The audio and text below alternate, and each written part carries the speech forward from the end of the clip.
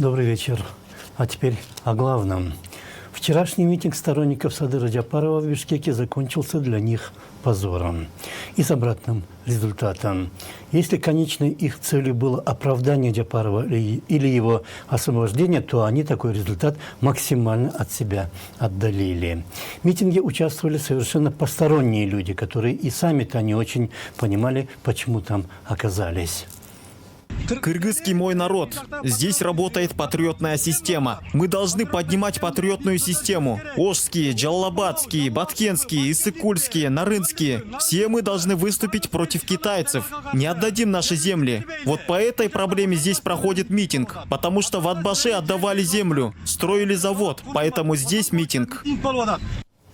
Модератор митинга, экс-депутат парламента Канабек Осмоналиев, время от времени говорил про провокаторов и просил задерживать их и передавать в руки правоохранительных органов. Но провокаторы могли и не участвовать в самом митинге, а совершать свои дела совершенно в других местах, как, например, группа женщин начала вечером задерживать и избивать всех, выходящих с работы из Белого дома.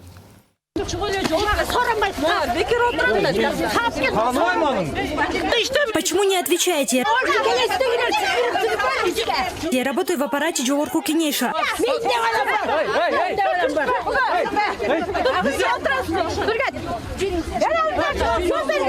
Отвечайте перед народом.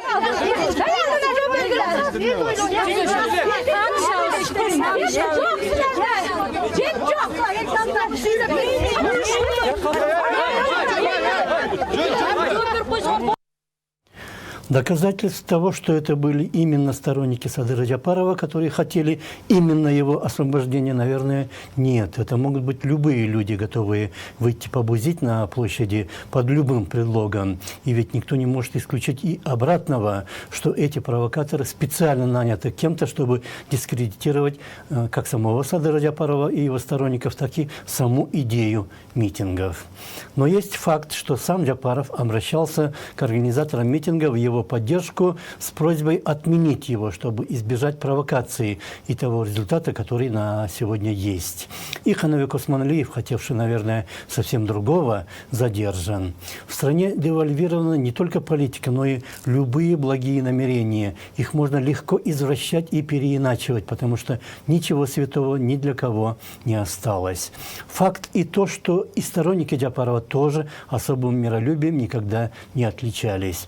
Во время митинга против Кумтёра в Караколе в октябре 2013 года они заманили тогдашнего губернатора Эмильбека Каптагаева в машину, а потом облили машину снаружи бензином, так что любая оплошность могла закончиться трагедией. И в день возвращения Джапарова в Бишкек в марте 2017 года его сторонники вели себя более чем агрессивно.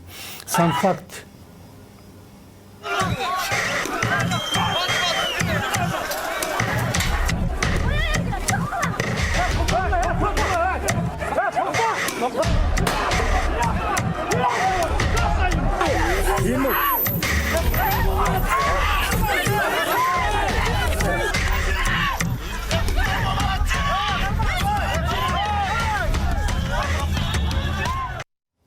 Сам факт возвращения Джапарова был превращен в грандиозное шоу, любой результат которого должен был сыграть ему на пользу. Если власти бы его не тронули, он стал бы национальным героем. А раз его сразу на границе арестовали, он превратился в мученика, каковым остается и до сей поры.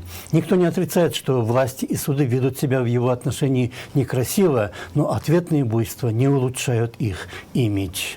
Если за всеми этими митингами стоят не только те, кто их непосредственно организовывает, они действуют достаточно изощренно. То они проведут чистый митинг, на который выходят даже балконские, то используют полуобразованный ОБОН, участницы которого откровенно провоцируют всех и вся на насилие. Общее же у них одно – ультиматум власти, чтобы те делали то, что хотят они, причем немедленно. Это была программа о главном. Ее вел я, Нарын Айып. Всего вам хорошего и до свидания.